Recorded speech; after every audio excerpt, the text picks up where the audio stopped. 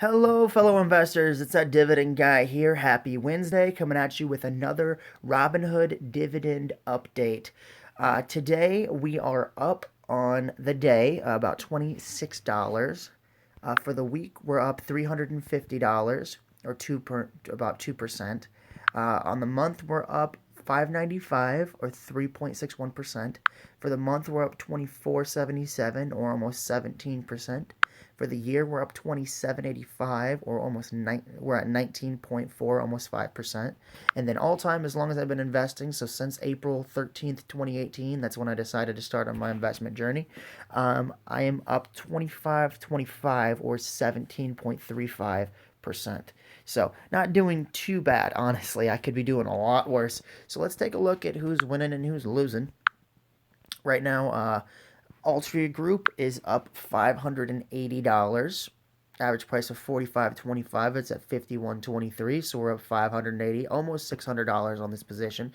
This is one of the stocks that I am dividend efficient in, so I can buy a share regardless of of price. So even at its 52-week high, I still have I can still afford to buy a share. So that's the goal, guys, is to be able to buy stocks regardless of the price on dividend reinvestment. So Altria now is dividend efficient, and I'm super happy about it. So next we have Coca-Cola.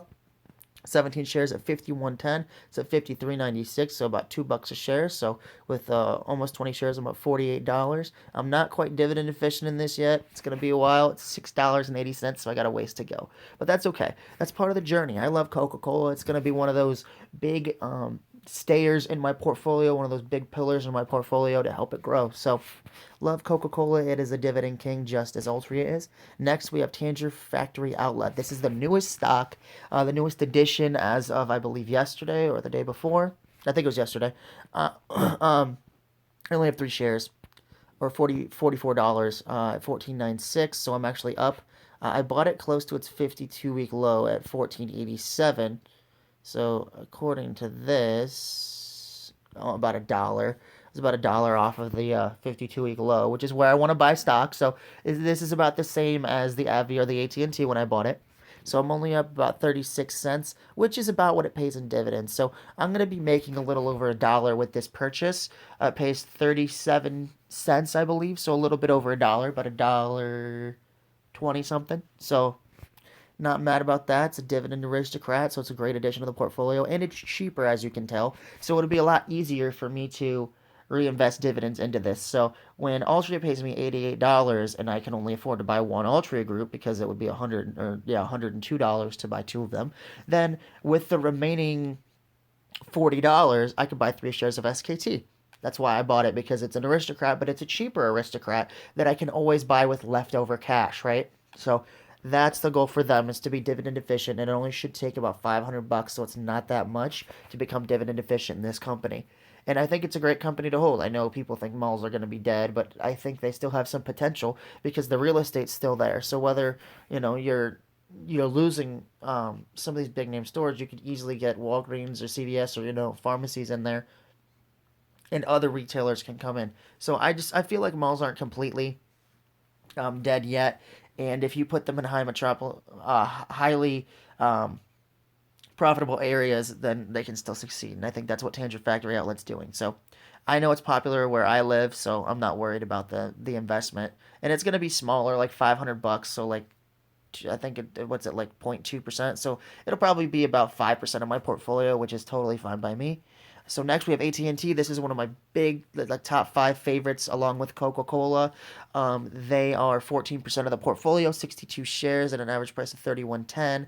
They're at 38.79. I'm up $476. This is one of the stocks that I was dividend efficient on at the time when I bought it. 31.10 is my average price. It pays 51 cents a share right now. So with 62 shares, I made about $31 and some change.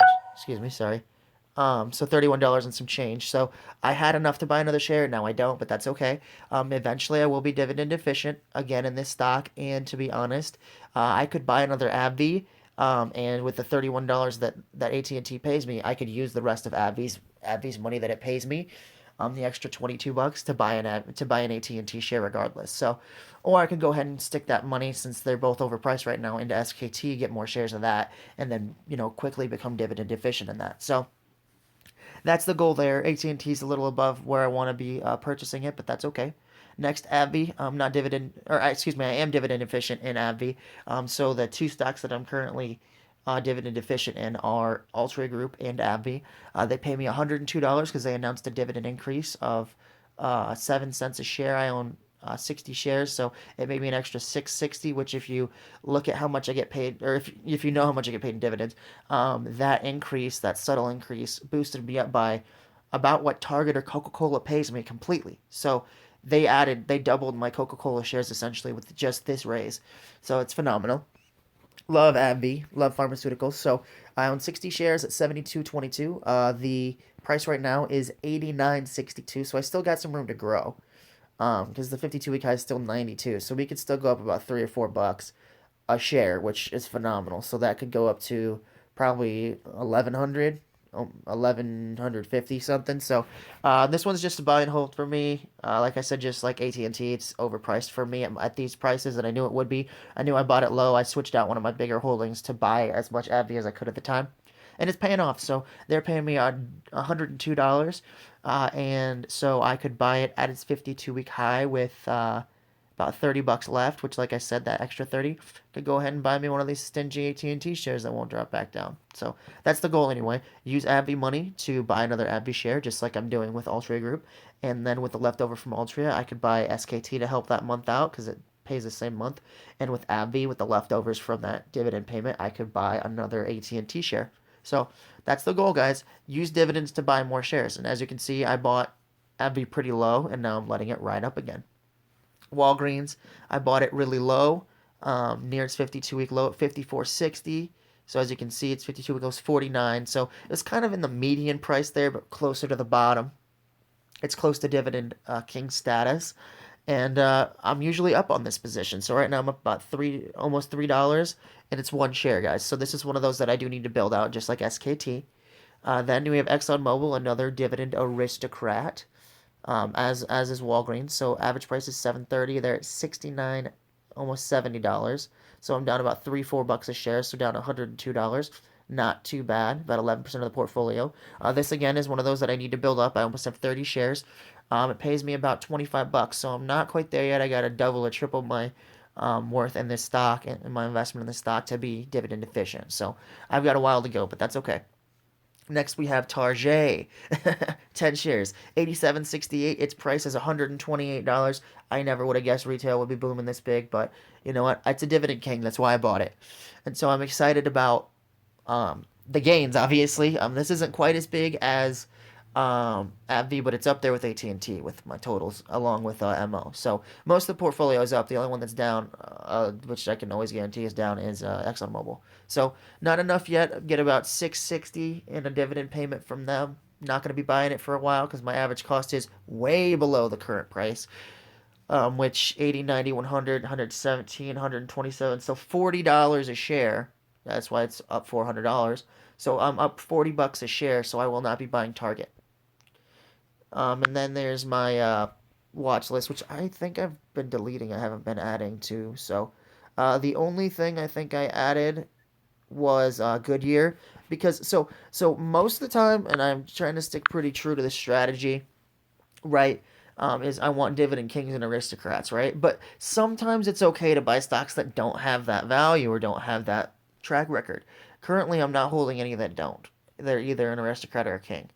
Even SKT, which is cheaper. So I wanted to go for a couple stocks that are cheaper because they're easier to become dividend efficient. And dividend efficient to me means that I can buy, when the company pays me dividends, I can buy another share, right? So SKT and Goodyear GT, both are in the $15 to $16 range, so they're below $20, but they're good companies. So Goodyear produces tires, which every single car needs until they levitate. I have owned it in the past. I shouldn't have sold it. Learning as an investor. But it manufactures tires and sales tires and related products worldwide. Its products include lines of rubber, tires for automobiles, trucks, buses, aircraft, motorcycles, farm equipment, earth moving and mining equipment, industrial equipment, and various other applications. So if it has tires, Goodyear, they're a customer of Goodyear pretty much. So that's why I want it, because it's a good, just like I said for uh, genuine parts. It's a good way to get play on the automobile industry without having to buy Ford, Ferrari, GM. That way, the making of the cars doesn't really hurt you, because if they, as long as they produce cars, they're gonna need um, tires for them, correct? But you're not specifically leveraged towards car manufacturing. You also have farm equipment in there. You have military equipment like airplanes, so you get that. You have buses. You have buses, you have semis, and you have cars. So that's why it's like a good way to get into the manufacturing spot without having to be like directly correlated with the sales of cars. So anyway, that's why I chose Goodyear. I like the company. I've owned it before. It's cheap, and I can become dividend efficient in it pretty reliably. So, anyways, guys, with that, I'll leave you with that. So we're up to 17K. Um, like I said earlier, I did change the titles of these videos. So today it will be like 1781 or 1780.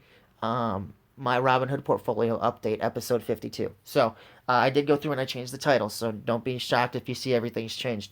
But again, I want to say happy investing to everybody. Hopefully everybody's in the green today.